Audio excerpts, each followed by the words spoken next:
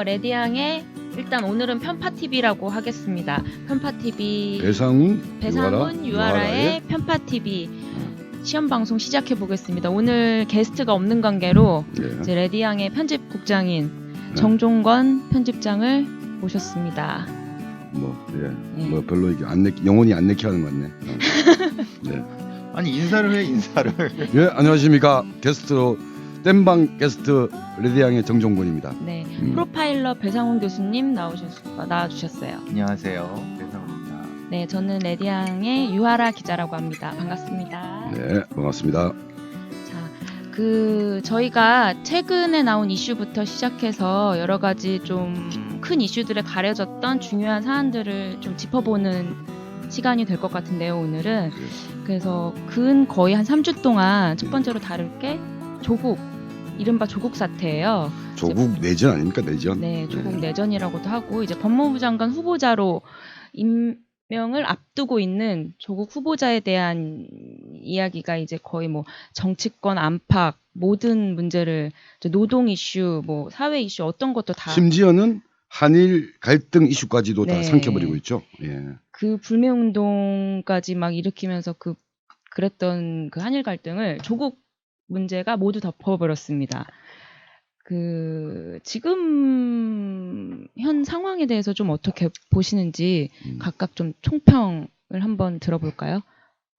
전 뭐 어쨌든 6일이죠. 6일 그 청문회가 있으니까 아마 청문회에서의 이제 서로 공방이 어떤 식으로 결론이 나겠죠. 뭐 지금 뭐 다들 알고 있지만 이제 국민들이 다 알고 있잖아요. 큰 쟁점이라고 하는 게 사모펀드, 뭐 그다음에 딸의 뭐 교육 관련된 뭐 특혜 문제, 그리고 뭐 운동학원 문제, 이런 문제뿐만 아니라 또 뭐 최근에는 뭐 동양대 사태, 동양대에서의 뭐 표창장 위조 논란 이런 문제들이 있는데 이게 뭐 내일 어떻게 될지 전개될지는 모르겠지만 뭐 대충 사람들의 관측은 그래도 문재인 대통령은 뭐 조국을 뭐 천재지변이 없는 한 임명하는 거 아니냐 이런 분위기가 있는 것 같아요. 네, 배상훈 교수님은 어떻게 보세요? 이건 뭐 문재인의 노무현 트라우마 때문에 그런 거라고 저는 봅니다. 이거는 조국을 잃으면은 본인도 위험하다는 것을. 조국을 잃으면 조국이 위기에 처해. 본인이 위험한 거죠. 왜냐하면은 검찰이라고 하는 이 미친 개 집단을 실제로 통제할 수 있는 상황이 지금 조국을 잃으면은 통제가 안 되거든요. 그렇기 때문에 결국은 문재인이라는 사람이 지금 쓸 수 있는 카드가 거의 없어요. 그래서 이제 아주 무리하게도 도덕적인 결함이, 이미 법적인 문제는 떠나서 어쨌든 법적인 문제는 그거는 논란이 많으니까. 근데 도덕적으로 분명히 문제가 있는 상황에서. 그러면은 조국 후보자가 검찰 견제 카드라고 보시는 거예요? 예. 그럴 수밖에 없는 것이 뭐 뒤에도 말씀드리겠지만 제가 뭐 몇 가지 말씀드리지만 조국이 민정수석할 때 정보경찰을 통제해 왔거든요. 그러니까 정보경찰 통제로 검찰을 통제하려고. 정보경찰이 뭐 말하는 건가요? 정보경찰은 정확히 말하면 우리나라의 경찰청, 지방경찰청, 경찰서 소속에 있는 보통 정보과 형사. 정보과. 그래야죠. 그들을 한 3-4천 명이 있는데 네. 그들이 경찰청 정보국을 통해서 여러 가지 다양한 정보들을 모으고 있고, 과거 같은 경우는 민정수석이 이걸 통제를 했었거든요. 물론 그 전에는 사실은 국정원을 통해 통제를 했죠. 근데 그거를 통제하면서 무엇인가 자신감을 얻은 것 같아요. 실제로는 뭐 다양한 검사들의 비리들을 다 알고 있으니까. 그래요? 정보과 경찰들이. 그럼요. 정보과 형사들이 뭐 하는지 아세요? 그 검사의 사촌에 오촌에 어떤 사람이 뭐 부정을 저질렀는지 이런 것도 다 수집해요. 거의 뭐 국정원급이네요, 그러면은? 그러니까 정확히 말하면 국정원이 정보과 형사들을 수적으로 부리는 거예요. 시스템.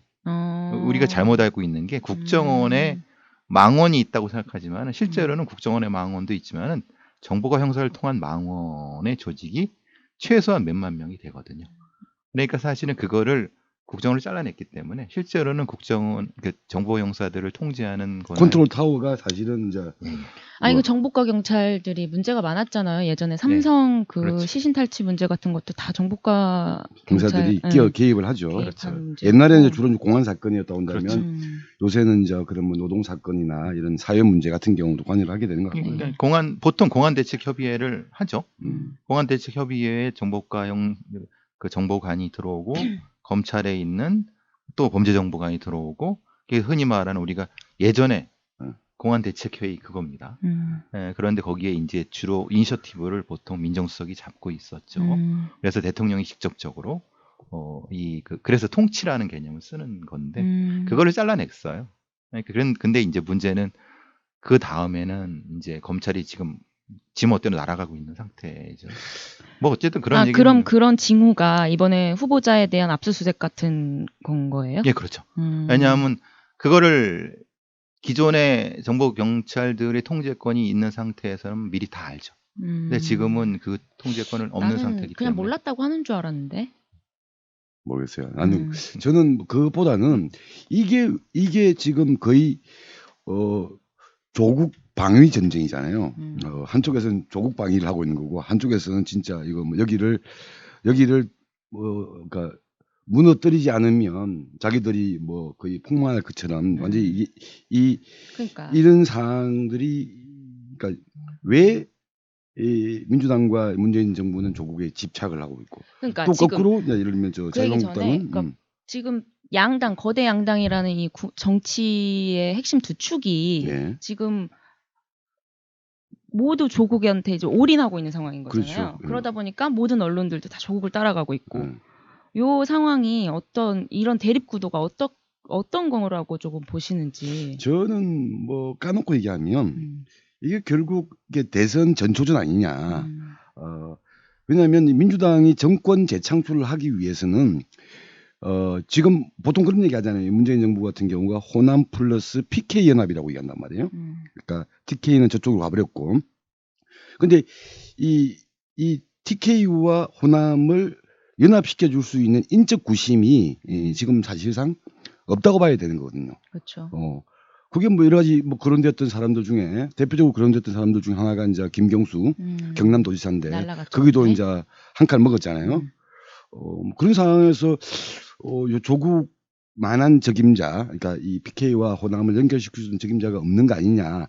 그렇기 때문에 문재인 대통령하고 이 민주당의 주류 세력들이 조국에 집착하는 거 아니냐. 그렇죠. 다른 말로 하면 여기에 균열을 내지 않고서는 총선과 대선의 전망이 없다라는 자유한국당의 또한 그 집착이 이 조국을 어쨌든 여기서 그 흠결을 크게 만들어서 주저앉히지 않으면 미래가 안 보인다. 그렇죠. 이런 게 이제 그 이유 아닐까. 더군다나 자유한국당 경우에는 내세울 만한 대선 후보도 지금 없는 상황이고. 왜 그러세요? 황교안. 에이, 지금 뭐 이낙연 총리가 그렇게 치면 지지율 1인데 뭐 이낙연 총리가 대통령 될 거라고 생각하는 사람 몇이나 돼요. 그러니까 그게 아까 말씀드렸듯이 이렇게 PK와 호남을 연결시켜야 되는데 그것에 대한 호남으로 PK를 연결시키기 힘들거든요. 그러니까 PK 인물이 나와야지 PK표를 가져가면서 민주당의 전통적인 지지 기반이라고 하는 호남을 가져가는. 그래서 이제 이낙연 총리 같은 경우는 인지도는 높지만 이후에 유력한 대선 후보로는 가기 힘들지 않을까 이렇게 보고 있는 거고. 그래서 다른 대안이 없기 때문에 유시민 뭐 노무현재단 이사장 같은 경우는 뭐 TK이기도 하고. 근데 이 양반이 워낙 확장성이 좀 떨어진다고 보기 때문에 그렇죠. 이제 조국에 집착하게 되는 거. 이렇게 저는 약간 정략적으로 보고 있죠. 저는 자유한국당이 지금 총선을 앞두고 보수 분열 때문에 좀 자유한국당의 존재감이나 초조함 이런 것들을 좀 그러니까 존재감을 부각시키기 위하려고 막 하다 보니까 이게 초조한 것 때문에 드러난 전략 부재도 있다라고 조금 보여지거든요. 그렇죠. 전략적인 것이 부재하면서 그것으로서 그 이슈를 먹어버리려고 하니까 이제 사실 계속 나경원이라든가 소위 말하는 중진들이 부딪히는 부분들, 황교안과 부딪히는 부분들을 어떻게든 이제 땜빵에서 몰고 오고 있는. 그러니까 사실 자유한국당 입장에서는 굉장히 큰 호재임에도 불구하고 잘 못 가지고 가고 있죠. 이제 조국은 어쨌든 이것이 일종의 전초전이기도 하지만 사실 정정 국장 말씀해 주신 것처럼 본질적인 문제죠. 사실은 이 우리나라 민주주의의 어떤 진행 사태에서의 본질적인 문제, 흔히 말하는 지역연합, 그러니까 지역연합에서 사람을 키우지 못하는 상태에서 상징적인 형태의 누군가를 통해서 어떤 예전처럼 어떤 뭐 노사모라든가 이런 인기 집단들을 통해서 무엇인가를 창출하려고 하는 상황에서 조국 같은 형태의 셀럽이면서 대중적 인기도 있고 셀럽이면서 무엇인가 지역적으로 있는 사람이 딱 거기 나타난 거죠. 근데 거기에 한계는 딱 명확해요. 흔히 말하는 약점이 너무 많다는 거예요. 즉 검증되지 않은 약점이 생긴다는 거죠. 이건 선거를 통해서 올라간 것이 아니기 때문에 그런 한계들이 지금 부딪히는 시점이라고 보는 거죠. 그러기 때문에 이 과정을 버텨내게 되면 그렇죠. 예. 유력한 그렇죠. 잠재 후보군으로 쭉 그러니까 올라가겠죠. 버텨낼 거라고 보세요. 그러니까 문재인 대통령이 임명하는 것과 별개로 조국이라는 사람이 버텨낼 것인가. 이건 이제 개인의 문제, 개인의 멘탈이 뭐 무너지면 할 수 없는 건데 현재는 자기 혼자서 거치를 판단할 수 없는 거죠 지금 상황. 그렇죠. 이거는 문통이 지금 절대 놔주지 않을 거기 때문에 조국이 포기한다 해도 포기될 수 없는 상황이라고. 그러면 뭐 저 자유당이 워낙 그 얘기 하잖아요. 이 문재인 정부가 그나마 야당복이 있다고. 저 자유한국당의 저 정도의 저 멘탈과 어떤 대국민 설득력이나 이런 싸움들을 워낙 개판으로 하고 있기 때문에 그래서 요즘 뜨잖아 누가 홍카콜라가. 아니 홍카콜라가 차라리 나경원 이성적이다. 대표가 그 전에 되게 패스트트랙 그 과정까지는 나쁘지 않았어요. 근데 이 조국 사태 딱 들어오자마자 이게 헛발질이 시작된 거야. 아무튼 그 민주당은 어쨌든 조국이 사법개혁 적임자라는 명분을 가지고 밀어붙이고 있는데 이 부분은 좀 어떻게 보신 전 좀 궁금하거든요. 지금 이게 희한하게 된 게 법무부 장관이 검사들에 대한 그 임명권이 있어요. 쉽게 말하면. 근데 법무부 장관이 그걸 함부로 할 수가 없어요. 왜냐하면 조직적인 저항을 하거든요. 어제 오늘 나오는 것처럼 조국의 동기라고 하는 어떤 검사가 인보검사 계속 뭐 하지만 그게 그 소위 말하는 22기, 23, 24, 27기까지 계속 그 집단들 29기 이후까지는 좀 다르지만은 그 집단들은 절대 그 개혁이 될 사람들이 아니에요. 그거는 잘라내야 되는 집단들이거든요. 근데 문제는 나보다 더 과격한 것 같아. 잘라내는데 잘라낼 방법이 없어요. 왜냐하면은 왜 그게 수가 그렇게 특별히 그런 거예요? 그게 뭐냐, 그게 딱 보시면 아시겠지만 노무현 대통령의 논두렁 시계와 그때 흔히 말하는 평검사를 넘었던 애들이에요. 그렇기 때문에 그 의식으로 똘똘 뭉친 애들이란 말이에요. 그 뒤에 우리가 임원정 검사라든가 서지현 검사는 그 뒷기수예요. 그러니까 시대가 바뀌고 그 뒤에는 경력 검사로 이제 채용되는 경우가 많았기 때문에 이게 막 섞여버리는데 그 앞쪽은 옛날 그 흔히 말하는 꼴통 검사들 시대거든요. 그 엘리트 의식. 아주 뭉쳐 그러니까 있는. 대표 우병우 같은 애들이란 말이에요. 그러니까 걔네들은 머리를 개조가 안 되고 다 잘라내야 되는데 문제는 순식간에 그러려면 한 1000명은 잘라내야 되거든요. 2000명 중에 1000명을 잘라내야 되는데 그 조직적인 저항을 감당해낼 수 없고 그러면 소위 말하는 민생 치안이 빵꾸 나기 때문에 그 흔히 말하는 그 정보경찰이라든가 이 경찰력의 치안력을 대체하면서 그걸 넘어가려고 하는 것이 지금 문재인 정부와 조국의 그 보관이에요. 검경 수사권 조정. 검경 수사권 조정이라는 게 흔히 말하는 시민적인 위치에서 본질적으로 접근한 것이 아니라 사법개혁을 어떻게 할 것인가에 대한 정치공학, 그러니까 흔히 말하는 공학적인 것으로 넘어온 거죠. 얘들을 잘라내는데 어떻게 넘어올 것인가에 대한 대체 세력으로서. 그러니까 원래 시민단체에서 많이 얘기했던 정보경찰 없애라, 보안수사 없애라, 그리고 경찰의 힘을 빼라라고 했는데도 안 빼면서 그렇게 유지하는, 지가 할 수 있음에도 불구하고 민정수석이 안 하면서 했던 거는 이걸 뺐을 때 검찰이 너무 올라온다. 이걸 못한다는 거죠. 그러니까 자연스럽게 이렇게 하려고 했었는데 문제는 과신했다고 봐요, 저는. 이게 자연스럽게 되질 않아요. 왜냐하면 이거는 이 권력의 맛을 든 검사라든가 경찰, 정치 경찰들은 절대 놓지 않거든요. 생리가. 그러니까 그것에 대해서 뭔가 뻑이 난 것 같아요, 제가 보기에는. 그런데도 불구하고 지금 후퇴는 못하는 거예요.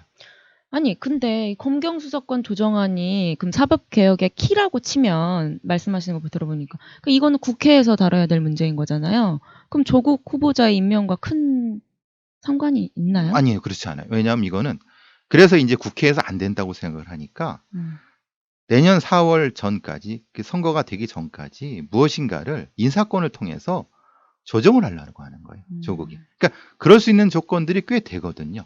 왜냐하면 인사를 통해서 뺄 놈들 빼고 넣을 놈들 넣고 하는 과정에서 특히 이제 경력 검사들을 많이 이용할 거예요. 즉 변호사 하다가 판사 하다가 검사로 넘어가는 사람들, 그러니까 자기의 직계들이라고 할 수 있는, 그러면은 소위 검사만 했던 검찰에 충성하는 사람들이 소수로 만들어낼 수 있는 그런 거는 법무부 장관이 상당히 할 수 있는 거거든요. 그런 방식으로 인적으로 정리를 하는 과정에서 무엇인가를 잡고 있다가 선거에서 유리한 국면이 되면 나중에 법을 개정하면 되는 거죠. 그러니까 지금 안 된다는 걸 알고 있어요, 조국도. 그게 이제 흔히 말하는 문재인 정부의 사법개혁의 일종의 중간 단계라고 볼 수 있는 거죠. 뭐 하실 말씀 있으신가요? 저는 그런 아주 디테일한 측면보다는 지금 이 시기에 마치 이제 조국을 옹호하는 사람, 조국에 대해서 조금이라도 비판하는 사람, 서로 이제 거의 이 적대적인 관계가 돼 있잖아요. 네, 그러니까 맞습니다. 이걸 보면서 뭐가 저는 생각이 났냐면 지금 조국 방위 전쟁의 주력들은 한 몇 달 전만 하면 이 사람들이 뭘 하고 있었냐면 이재명 죽이기 나서고 있었거든요. 이 사람들이. 이거 뭐 아시잖아요. 뭐 해경군 김씨, 김부선, 그다음에 허위 사실로 보복해가지고 다 그렇잖아요. 전부 다. 이때 이제 이재명에 대한 전면적 공세했던 사람들이 뭐 흔히 말하는 문바들, 민주당의 주류들 이런 흐름들이었던 거거든요. 그러니까 이 결과가 지금 어떻게 돼 있는지 사람들이 잘 몰라요. 근데 다 1심에서 전부 다 무죄가 났잖아요. 그러니까 형에 대한 강제 입원 문제가 다 무죄가 나고 심지어는 뭐 해경군 김씨하고 김부선 문제는 무혐의로 기소도 안 됐거든요. 그렇죠. 근데 이게 어느 날 아무도 이제 몰라. 이제 그리고 그 사람들이 지금은 이제 이 조국 옹호 전쟁에 총력 매진하고 있는 거다. 이게 지금 뭘 말하는 건가? 상당히 좀 걱정이 많이 되죠. 저는. 뭘 말하는 거라고 보시는데요?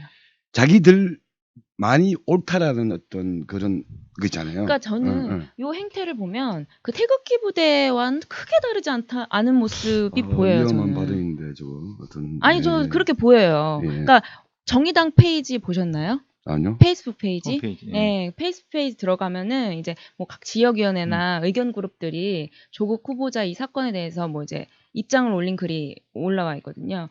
거기 보면 뭐 정의당을 탈당하겠네, 뭐 니네가 그러고도 뭐 비례대표 뭐 내가 찍어줄 줄 아냐, 뭐 별의별 얘기가 다 나와요.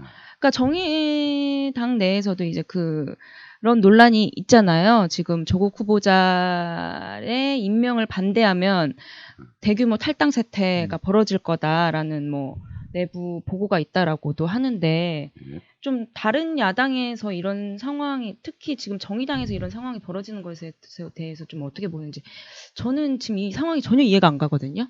타 정당 소속에 돼 있는 후보자의 임명을 그러니까 이게 지금 반대한다고 과잉 해서 정치화가 돼 있는 거고 아까 말했듯이 이거는 뭔가 이게 대선의 전초전 개념에서 결국은 적 아니면 뭐 우리 편. 아니 대선의 전초전 개념인데 정의당 당원들이 왜 그러냐고. 아니 그분들까지 진짜 잘 모르겠고. 예.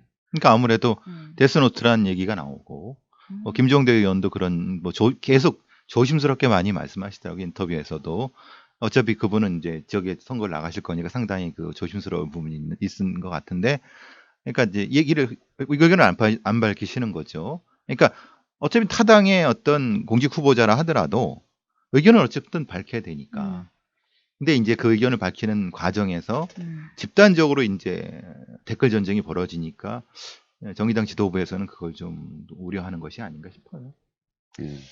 이 민주당 이중대를 자청하는 움직임이라고 봅니다. 저는 아주 굉장히. 맞아, 이건 정의당만의 문제가 아니라 한국 사회의 어떤 뭐 징표, 어떤 징후 이것을 반영하고 있는 뭐 약간 우려스러운 흐름들이라고 보여지고 있고요. 뭐 그 말도 맞죠. 뭐 조국 정도 되는 뭐 개혁적 인물이 없다라는 말도 틀린 말은 아니고 거꾸로 아니 조국은 그 전에 어떤 뭐 우리가 비판적으로 바라봤던 그런 기득권 세력, 엘리트 집단, 뭐 일정한 특혜를 가지고 있었던 그런 사람들의 집단 이런 일뿐이지 않느냐. 그런 게 많이 드러나지 않았냐. 이런 지적도 뭐 맞는 이야기이죠. 네. 근데 그 반대는 그런 거죠. 뭐 말하자면은 현실적인 환경 속에서 지금의 흔히 말하는 핵심적인 개혁 과제, 그것이 이제 어쨌든 아주 온건한 개혁 과제라 하더라도 그 담당할 수 있는 적임자가 아까 말씀하신 것처럼 뭐 조국밖에 없진 않지만은 그래도 조국이 가장 낫지 않느냐라는 그 생각이 많이 먹힌다는 거죠. 저는 그 생각에 대한 근거도 잘 모르겠어요, 사실. 그러니까 자기가 조국이라는 사람이 속된 말로 여태까지 그 자유한국당 보수정당의 그 낮은 도덕성의 문제로 장사해온 사람이잖아요. 속된 말로. 예. 그런 사람이 이제 와서 알고 보니 까발렸더니 그들과 다르지 않은 이중성을 갖고 있었던 사람, 거의 뭐 거짓된 연태까지 활동을 해왔다고 봐도 무방한데, 그럼 그가 연태까지 말했던 사법개혁의 의지는 과연 신뢰할 수 있는 것인가? 저는 약간 그 부분도 있다고 생각하거든요. 그런 의미에서 약간 세대적 차이가 있는 것 같더라고요. 보니까 그렇죠. 예, 흔히 분명히 말하는 있어요. 그러니까 386이라고 말하는 조국과 같은 세대의 사람들, 이런 사람들은 조국이 가지고 있는 많은 약점들, 문제점들에 대해서 공감을 하면서도 불구하고 약간 이제 어떤 뭐 자유한국당의 어떤 비판 논리에는 동의하지 못하고 상대적인 뭐 자학 아니냐 이런 옹호 논리 정서가 강한 것 같고, 거꾸로 20, 30대 같은 경우는 그런 어떤 경험의 공유인 게 없기 때문에 그냥 자기들이 보는 때 아니 그 사람들이 그렇게 비판해왔던 자유한국당류의 기득권 집단의 사람들하고 뭔 차이가 있냐. 그렇죠. 오히려 더 말은 번지르르 했는데 실제 까보니까 별 차이가 없다는 의미에서 더 배신감을 느끼고 있는 그렇죠. 이 간극이 참 큰 것 같다는 생각이 들더라고요. 상당히 큰 것 같아요. 예. 그러니까 이제 이 부분은 사실은 우리 정치에 앞으로도 오랜 과제일 거예요. 이거는 한 세대가 완전히 몰락할 수도 없는 거고, 한 세대가 한 세대를 완전히 대체할 수도 없는 상황이라고 하면 이 유죄는 어떻게 갈 수밖에 없는 상황이겠죠, 이 부분은. 어쨌든 근데 저도 그건 동의해요. 제가 조국의 민정수석에 어떤 재임할 때의 성과라든가 걸 보면 사실은 개판이거든요. 그러니까 이게 왜냐하면 경찰 시스템이라든가 이 사법 시스템에 뭐를 했는지에 대한 거는 사실은 본인도 성과를 얘기할 때 사실은 대표적이가 없어요. 그렇죠.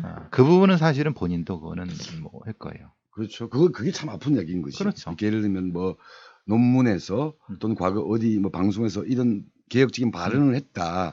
뭐 이런 것도 참 좋지만 더 중요한 거는 민정수석이라고 하는 고위공직이 있으면서 또 권한을 가지고 있는 자리에 있으면서 가면 어떤 성과물들이 있었느냐. 그렇죠. 이런 부분들에 대해서는 참 아픈 지적일 것 같아요. 그러니까 벌써 민정수석을 꽤 오래 했잖아요.